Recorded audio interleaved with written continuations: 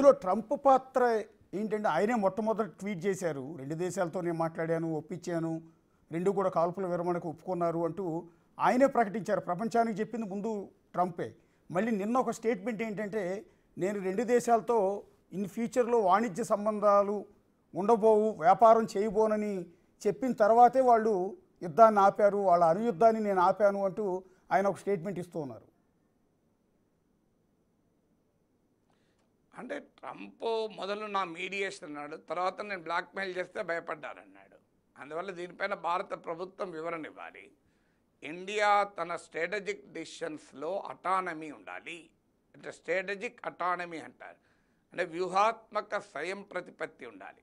వేరే దేశం ఒత్తిడికో, వేరే దేశం ఆదేశాలతోనో, వేరే దేశం బెదిరింపులతోనో మన నిర్ణయం తీసుకుంటే అది మనకు చాలా ప్రమాదకరం. ఎందుకంటే భారతదేశ విదేశాంగ విధానం అది కాదు, భారతదేశ జాతీయ భద్రతా విధానం అది కాదు. అది ఏ దేశమైనా కానీ, అమెరికా కావచ్చు, చైనా కావచ్చు, రష్యా కావచ్చు, ఇంకో దేశ ఆదేశాల మేరకో, బ్లాక్మెయిల్ మేరకో, బెదిరింపుల మేరకో, ప్రోత్సాహం మేరకో, సలహా మేరకో మనం యుద్ధం చేయకూడదు, యుద్ధం ఆపకూడదు కూడా. ఇప్పుడు మనం ఉక్రెయిన్ అనుభవం చేస్తున్నాం. అమెరికా సహకారంతో యుద్ధం మొదలుపెట్టింది. ఇవాళ అమెరికా వెనక్కిపోయింది. ఉక్రెయిన్ పరిస్థితి ఎలా ఉంది? ధైర్యంగా తయారైపోయింది. సో అందువల్ల ఎప్పుడు సహకారంతో యుద్ధం మొదలుపెట్టింది. ఇవాళ అమెరికా వెనక్కిపోయింది. ఉక్రెయిన్ పరిస్థితి ఎలా ఉంది? ధైర్యంగా తయారైపోయింది. సో అందువల్ల ఎప్పుడు కూడా మన విదేశాంగ విధానము, వ్యూహాత్మక విధానంలో కంప్లీట్ అటానమీ అండ్ ఇండిపెండెన్స్ ఉండాలి.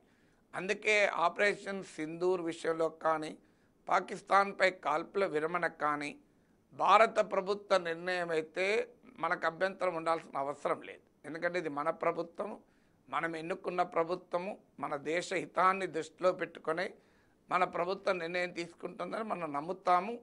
మనకు ఉండే సమాచారంతో పోలిస్తే ప్రభుత్వానికి ఈ స్ట్రాటజిక్ అంశాలపైన ఎక్కువ సమాచారం ఉంటుంది కనుక ఇన్ ఆల్ ఇట్స్ విజ్డమ్ మన ప్రభుత్వం నిర్ణయం తీసుకుని ఉందని నమ్ముదాం. కానీ అమెరికా ఒత్తిడి మేరకో, అమెరికా బెదిరింపులకో నిర్ణయం తీసుకుంటే దాని మించిన ప్రమాదకర సంకేతం ఇంకోటి కాదు. అందువల్ల ఖచ్చితంగా భారత ప్రభుత్వము ఇప్పటి వరకు అమెరికా ట్రంప్ వాదనలు నిజం కాదు అని చెప్తోంది. కానీ దానిపైన అధికారిక వర్గాలు నిజం కాదు అంటున్నాయి. అధికార వర్గం అంటే ఎవరు? అందువల్ల అది అమెరికా అధ్యక్షుడి మాటలు. మనం ఎవరో సాధారణ వ్యక్తి దానికి రెస్పాండ్ కాకూడదు. భారత ప్రధానమంత్రి రెస్పాండ్ కావాలి. ట్రంప్ వ్యాఖ్యలు నిజం కాదు, it's a bluff. India strategic autonomy protect అవుతుంది. At all cost India will be independent in its foreign policy, independence in the strategic decisions అని దేశానికి విశ్వాసం కల్పించాల్సిన బాధ్యత ప్రధానమంత్రి పైన ఉంది. ఇక ఈ అంశంలో పాకిస్తాన్ యుద్ధ భూమిలో పైచేయి సాధించలేదు, కానీ కశ్మీర్ సమస్యని ఇంటర్నేషనలైజ్ చేసే ప్రమాదం మొదటి నుంచి పొంచి ఉంది. ఈసారి ట్రంప్ నేను మధ్యవర్తిత్వం చేస్తానని ముందుకొచ్చాడు. నిజంగానే ట్రంప్ ఒత్తిడితోనే మనం కాల్పుల విరమణ చేస్తే ట్రంప్ రేపు కశ్మీర్ విషయంలో నేనే పంచాయతీ తీరుస్తానని ముందుకొస్తాడు. అది కూడా మనకు నష్టదాయకం. అందువల్ల ఖచ్చితంగా దీనిపైన ప్రభుత్వం క్లారిఫై చేయాలి. దేశ స్ట్రాటజిక్ అటానమీ ఎట్టి పరిస్థితుల్లో మనం ఎవరికీ తాకట్టు పెట్టకూడదు. అసలు కాల్పుల విరమణ సడన్గా ఎందుకు డెసిషన్ తీసుకోవాల్సి వచ్చింది? ఒక్క పాకిస్తాన్ డీజీఎంఓ నుంచి ఒక కాల్ రాగానే కాల్పుల విరమణ ఈ సాయంత్రం 5 గంటల నుంచి అమలు చేస్తున్నామని 10వ తేదీ ప్రకటించింది మన ప్రభుత్వం కూడా. సో ఏం జరుగుతుందని మీ కోణంలోంచి సార్? నాకు అర్థం కాలే క్వశ్చన్ మీరు మళ్ళీ. అంటే పాకిస్తాన్ డీజీఎంఓ నుంచి ఒక్క కాల్ రాగానే కాల్పుల విరమణకు అంగీకరిస్తున్నట్టుగా భారత ప్రభుత్వం ప్రకటించింది. సో ఈలోపటే త్రివిధ దళాలకు సంబంధించిన అధిపతులు ఇస్తున్న ప్రకటనలు కానీ, నరేంద్ర మోడీ నిన్న చేసిన ప్రకటన కానీ, ట్రంప్ చేస్తున్న ప్రకటన కానీ టోటల్లో కన్ఫ్యూజన్ క్రియేట్ అవ్వట్లా? ఎందుకు కాల్పుల విరమణకు భారత్ అంగీకరించిందంటే పూర్తి క్లారిటీ ఎక్కడ రావట్లేదు. ఒక సందర్భంలో పాకిస్తాన్ డీజీఎంఓ నుంచి వాళ్ళ రిక్వెస్ట్ మేరకే మన యుద్ధాన్ని ఆపాము, మన కాల్పుల విరమణ ఆపామని నిన్న నరేంద్ర మోడీ కూడా అంటున్నారు. ట్రంప్ ఏమో కాదు నేనే ఆపాను అంటున్నాడు. సో కన్ఫ్యూజన్ క్రియేట్ చేస్తున్నారు కదా అంటున్నా. అంటే అందుకే కదా నేను చెప్పేది, దానిపైన మనకు వివరణ కావాలి, ప్రధానమంత్రి వివరణ ఇవ్వాలని చెప్తున్నది అదే. ఎందుకంటే మన ప్రభుత్వమేమో మీరు అన్నట్లు పాకిస్తాన్ డీజీఎంఓ నుంచి కాల్ వచ్చింది, తర్వాత మనము దానిపైన విచారించి మనం కూడా అంగీకరించామని చెప్తున్నారు. కానీ మనకన్నా ముందే ట్రంప్ ట్వీట్ చేశాడు. ట్రంప్కి ఎవరు చెప్పారు?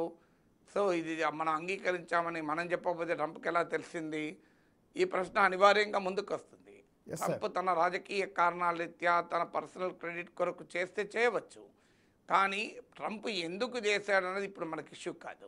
ట్రంప్ తాను యుద్ధాలు ఆపుతున్నాను అనే యొక్క వాతావరణాన్ని క్రియేట్ చేసుకోవడానికి చేశాడు.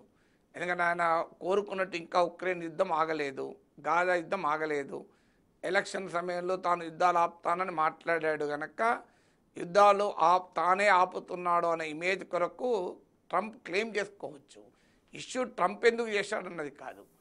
ట్రంప్ ముందుగా ప్రకటించాడంటేనే మరి అమెరికా జోక్యంతో, అమెరికా ఒత్తిడితో ఇది జరిగిందా? ఒత్తిడి ఏంటి? మరి జోక్యంతో జరిగింది, ఒత్తిడితో జరిగితే ట్రేడ్ నేను ఆపుతానని బెదిరిస్తే ఒప్పుకున్నారని ట్రంప్ అంటున్నాడు.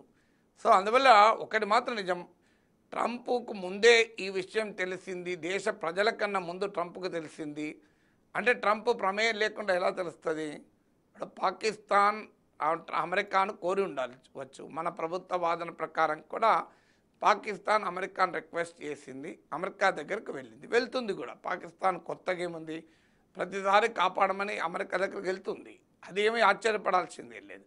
పాకిస్తాన్ వెళ్ళినా మనం చెప్పాల్సింది ఏంటి?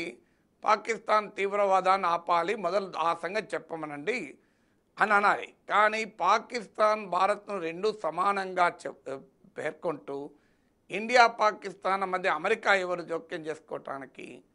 సో అది మన విధానానికి వ్యతిరేకం. అందువల్లనే ఇవాళ అందరూ అడుగుతున్నది అసలు ట్రంప్ వ్యవహారం ఎందుకు వచ్చింది, ట్రంప్ ఎందుకు అన్నాడు అన్న తర్వాత సంగతి, ట్రంప్ ఏం చేశాడన్నది కావాలి. అమెరికా పాత్ర ఏంటి ఈ వ్యవహారంలో? కాల్పుల విరమణ అమెరికా బెదిరింపుల వల్ల జరిగి ఉంటే చాలా ప్రమాదకరం. అందులో ట్రేడ్ జరపమని అమెరికా బెదిరిస్తే జరిగి ఉంటే ఇంకా ప్రమాదకరం. ఎందుకంటే అమెరికా పాకిస్తాన్ కూడా మిత్రదేశం, మనకే కాదు. అందువల్ల పాకిస్తాన్ ఈవెన్ మిత్రదేశం చెప్పినా కూడా వినకూడదు. ఇది మన నిర్ణయంగా ఉండాలి కదా.